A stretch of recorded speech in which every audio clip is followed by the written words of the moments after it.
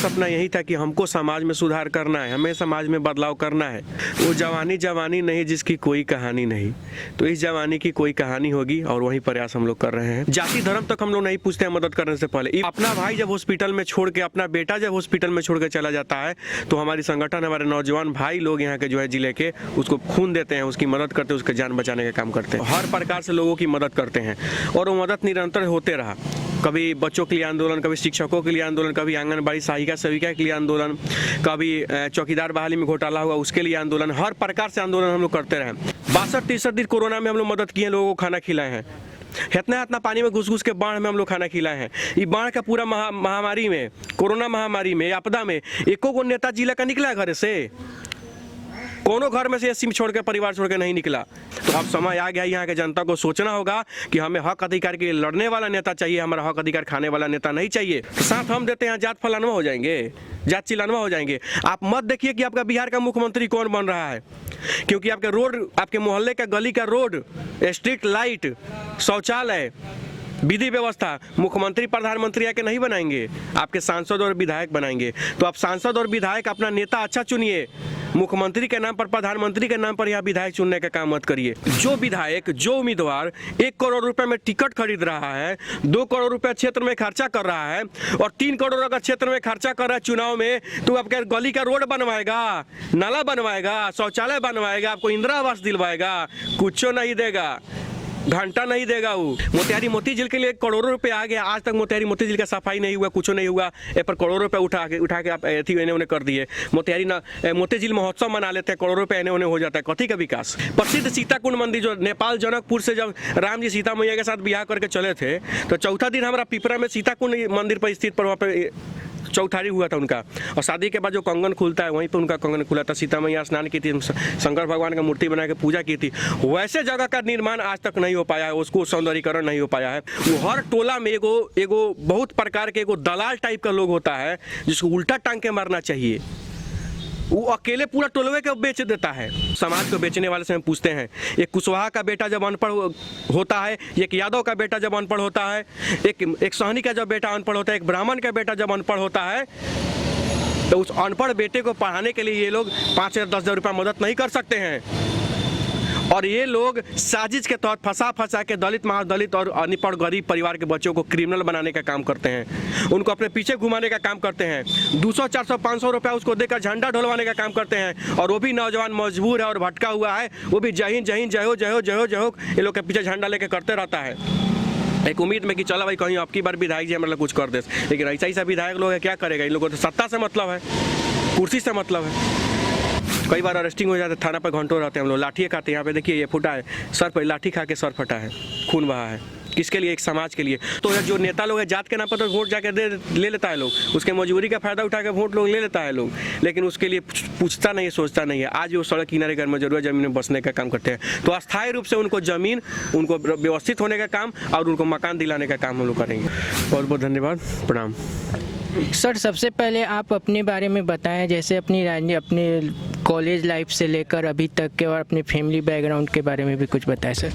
देखिए, सबसे पहले तो मैं यही बताना चाहता हूँ कि कोई भी लड़का जब मैट्रिक और इंटर पास करता है, जब मैट्रिक इंटर पास करने के बाद उसके पास बहुत सारे सपने होते हैं कि मैं डॉक्टर बनूंगा, मैं इंजीनियर बनूंगा, मैं पायलट बनूंगा, मैं आईएएस बनूंगा, मैं बीडीओ बनूंगा, सीईओ बनूंगा, मैंने तमाम सारी सपना उसके पास होता है, बहुत सारे सपने होते हैं। लेकिन जब अनिकेत मैट्रिक पास किया तो उसने यह देखा कि कहाँ गड्ढा है, कैसे इसको भर दिया जाए, कहाँ किसके साथ अन्याय हो रहा है उसको न्याय दिलाया जाए, कहाँ किसी की बेटी के साथ बलात्कार हो रहा है कैसे उसको न्याय दिला के उसके लिए लड़ा जाए, किसी के बेटे की हत्या हो रही है तो कैसे उसके लिए लड़के सड़क जाम करके, सड़क पर उतर के उसको न्याय दिलाने का काम किया जाए। मतलब कि सबका अपना अपना सपना होता है। हमारा सपना यही था कि हमको समाज में सुधार करना है, हमें समाज में बदलाव करना है। अगर हम युवा हैं तो युवा दिखना चाहिए ना भाई।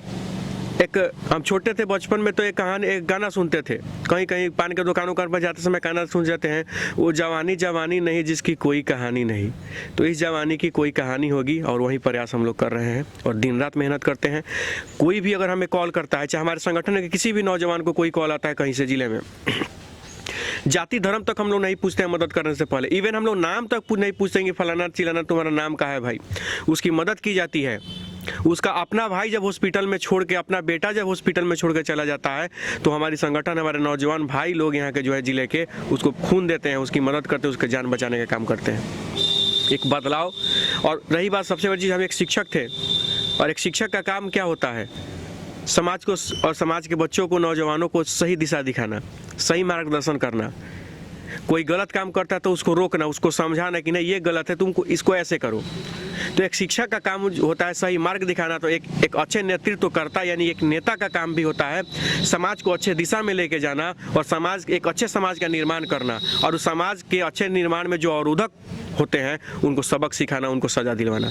वही काम हम कर रहे हैं। हम एक साधारण किसान परिवार से हैं। हमारे पापा जी आचार्य हैं, पूजा पाठ वगैरह जो होता है वो।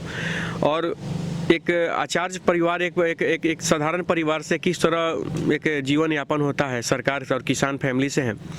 तो कहीं ना कहीं से किसान परिवार आज कहीं से खुशहाल नहीं है कहीं जगह। तो एक आर्थिक जो मतलब समस्या होती है आमतौर पे, जो सबके साथ होती है, हमारे साथ भी हुई। एक स्ट्रगल के साथ हमारी पूरी पढ़ाई हुई। हम अकाउंट ऑनर्स किए हैं, पीजी हम अप्लाई किए हैं, इस साल पीजी में भी हम अप्लाई कर चुके हैं, इस साल पीजी में एडमिशन हमारा होने वाला है, पीजी करने वाले हैं। कहीं ना कहीं पढ़ाई लिखाई एक अलग चीज़ है, वो हम अपना, क्योंकि हम जब तक हम शिक्षित नहीं रहेंगे, जब तक हमारे पास जानकारी नहीं रहेगा, तब तक हम किसी को जवाब नहीं दे सकते हैं, अपने हक और अधिकार के लिए आवाज़ नहीं उठा सकते। तो पढ़ाई हमारी चल रही है। उसके साथ साथ कहा जाता है कि नौजवानों को कहा जाता है ना कि राजनीति मत करो, चलो ठीक है, लेकिन राजनीति में रुचि रखो, ताकि कोई जो राजनीति करने वाले कोई भ्रष्ट लोग तुमको धोखा दे के न चला जाए, तुम्हारा हक मार के न चला जाए। इसलिए शिक्षित होना बहुत ज़रूरी है। तो हम अपने शिक्षा में कहीं से कोई कोताही नहीं की है, हम पढ़ने का काम किया और आज भी पढ़ रहे हैं। आप राजनीति की शुरुआत कब की है, और आपके राजनीतिक गुरु आप किसको मानते हैं? आपका कोई इंस्पिरेशन होगा सर? बिल्कुल, हमारे एक राजनीतिक गुरु भी हैं, और राजनीति की दुनिया में काफ़ी अच्छे स्तर पे हैं हमारे राजनीतिक गुरु। तो सबसे पहले मैं आपको बता देना चाहता हूं कि कहीं ना कहीं से अगर कोई गलत काम होता है, जहां समाज में अच्छा काम नहीं होता है, या वैसे जनप्रतिनिधि जिनको जनता मौका देती है और वो जनता के विश्वास में खड़े नहीं उतरते हैं, तो वहाँ से क्रांति और आंदोलन की शुरुआत होती है, वहाँ से संघर्ष का शुरुआत होता है। तो इस ज़िले में हमें राजनीति नहीं करना था, हम तो एक शिक्षक थे, शिक्षा दे रहे थे, लेकिन माहौल बिगड़ता गया। जिले का किसान का समस्या, नौजवानों का समस्या, पढ़ाई का समस्या, आपको केंद्रीय विश्वविद्यालय की लड़ाई हो, या उसके बाद आपको चीनी मिल का संघर्ष रहा हो, नौजवानों का चांदमारी में फीस कम कराने का मामला रहा हो, चाहे प्राइवेट स्कूल में रीएडमिशन कम कराने का मामला रहा हो, इन तमाम चीज़ों का आंदोलन हमने शुरू किया। और कहीं ना कहीं से यहाँ पे जो एक बड़े स्तर पे जो बैठे हुए जो शीर्ष स्तर पे के जो नेता लोग थे, कहीं ना कहीं से उनके कार्यों में कमी हुई, कार्यों में उदासीनता हुई, तब जाके काम बिगड़ा और हम जैसे नौजवानों को आंदोलन करने पे मजबूर होना पड़ा, और वहाँ से हम लोगों के राजनीतिक जीवन का शुरुआत हुआ। तो हमारे राजनीतिक गुरु यहाँ के वर्तमान सांसद पूर्व कृषि मंत्री श्री राधा मोहन सिंह जी हैं, जिनके खिलाफ हम चुनाव भी लड़ने का काम करते हैं। उनका कार्य हमें अच्छा नहीं लगता है, बड़े बड़े पद मिले उनको, फिर भी एक चीनी मिल तक नहीं चालू हो पाया। आज रेलवे स्टैंडिंग कमेटी के चेयरमैन हैं, फिर भी चकिया में प्लेटफॉर्म नंबर 2 नहीं निर्माण हो पा रहा है। तो मैं यही पूछना चाहता हूँ, मैं यही मांग करना चाहता हूँ उनसे कि अगर मान लेते हैं कि अगर इस किसी पद पे हैं और आज नहीं करिएगा तो कब करिएगा? तो उन्हीं के गलत कार्यों का, उन्हीं के मतलब कुछ पद पर रहने के बाद भी जो काम नहीं करते हैं, तो उनका हम विरोध करते रहें और हमेशा एक विपक्ष, अच्छे विपक्ष की भूमिका निभाए हैं और आदर और मान सम्मान के साथ उनका विरोध भी किए हैं। तो कहीं से भी मान सम्मान में कमी नहीं होने दिए हैं। वो गार्जियन है इस जिले के, और इस राजनीति में एंट्री हमारी उन्हीं के वजह से हुई है, उनका विरोध करके। तो हमारे राजनीतिक गुरु तो हमारे चचे हैं, इसलिए उनका सम्मान भी करते हैं। राजनीतिक पार्टी का मजबूरी था कि अच्छा लोग को चुन के टिकट देता था। पता है काहे कि हमने में आदत था कि हम लोग अच्छा को आदमी को वोट देते थे, पार्टी को वोट नहीं देते थे।